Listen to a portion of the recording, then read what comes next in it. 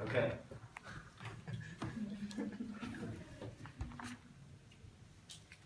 Once a year, we celebrate in terror. Embracing the darkness, we become the scarer. You tell me about your deepest and darkest fears. Perhaps I can conjure some for you right here. A snake at your feet can give you a fright. How about spiders everywhere, ready to bite? Or perhaps a phantom chasing you in the pale moonlight. Yet in the end, we know it's all just play. Halloween helps us keep our deepest fears at bay. Because when we feel in control of how much fear we take in, it makes life easier and may even make you grin. I know that a lot of us still have fears,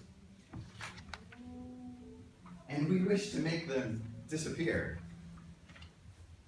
For those who are still holding on to fears, know that you are not alone in your pain and tears. Do not despair, do not be distraught. Face your fears as we are taught. But how does one go about such a thing? Listen closely, and for you, truth may ring. Now, I don't want you to think that this will be simple. It's not quite as easy as popping a pimple. But with patience and practice, I hope you will find a reliable way to leave your fears far behind. So now I ask that you make a wish and choose a fear that you will banish. The techniques for overcoming fears that I'm going to share with you tonight break down into 3 parts: prepare, be present, and process the past. One of the best ways to prepare to face a fear is to build a fear ladder, which makes the fear much easier and more manageable to handle. For example, if I'm trying to overcome my fear of public speaking, I can build a fear ladder that breaks down into the following: show up to Toastmasters and listen to other people speak. Volunteer for an easy role, such as the timer or odd counter. Participate in table topics. Give a rehearsed speech. Enter into contests, etc. The next tip I'll give you is to learn as much as you can about your fear. Knowledge is power.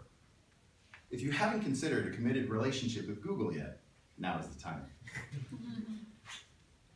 The last tip that I'll give you is to understand that you are not alone with your fear.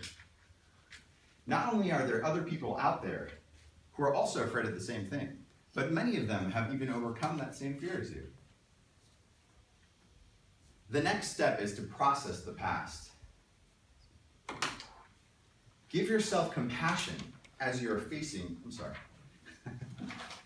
Be present as you're facing your fear. Process the past comes later. Give yourself compassion as you're facing your fear. Beating yourself up about it is only going to make it that much more difficult and tighten its grip on you. Use a technique called coherent breathing to bring your body back to a state of relaxation. I'd like everyone to try the following. We're going to breathe in slowly for 5 seconds, hold for 3 seconds, and then breathe out slowly for 5 seconds. Ready? Go. 4, 3, 2, 1. Hold. 2, 1. Out. 4, 3, 2, 1. Don't worry if you don't get it right the first time. With practice, you'll get better at it. The last tip I'll give you is the most important point that I'm probably going to make in this entire speech. The present is the only time that we can make change that will impact our lives for the future. Telling ourselves that we'll do it later only brings about yet another present moment where we'll have to make yet another choice. Once we choose to face our fear in the present moment, we have to understand that it's going to be uncomfortable. It may be painful. We may want to run. We may want to hide. We may get angry. We may freeze up. But we are going to be okay. The last step is to process the past. Reflect on what happened. Was it as bad as you anticipated? How are you feeling now that you're away from the fear source? Can you see it being easier to handle the next time? Giving yourself constructive feedback will embolden you to continue facing your fear until it no longer has power over you.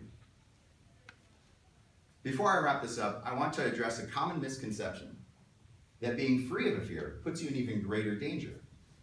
For example, if I'm no longer afraid of heights, am I spontaneously going to jump off a building and plummet to my death just to see how it feels? Possibly. Probably not. You see, being free of a fear just gives you more options for how to act when you previously had fewer.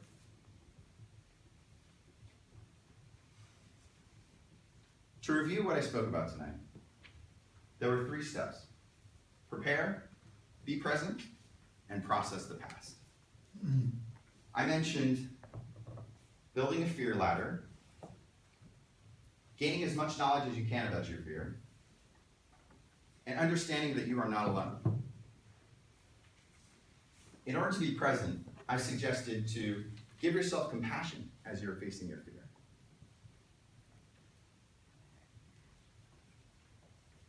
Ensure that you use coherent breathing to bring your body back to a state of calm and relaxation. And the most important part is to recognize that the present moment is the only time that we can make change that will impact our lives. Lastly, I spoke about processing the past, which gives you the opportunity to take a look at what happened and plan for the future, for the next time you face your fears. I chose to speak about overcoming fears tonight because I personally invested a lot of time and energy into this in my own life, especially in the last few years. I was painfully shy as a kid. I would let other people speak on my behalf. I was afraid to ask for help. I couldn't even look people in the eye when I spoke with them. My hope is that you will take what I've shared with you tonight and apply it to your own lives. I want you to build the courage to face your fears. I want you to bring more love and connection into your lives. I want you to live life to the fullest. I'll end with a quote from mythologist Joseph Campbell. "The cave you fear to enter holds the treasure that you seek." Thank you.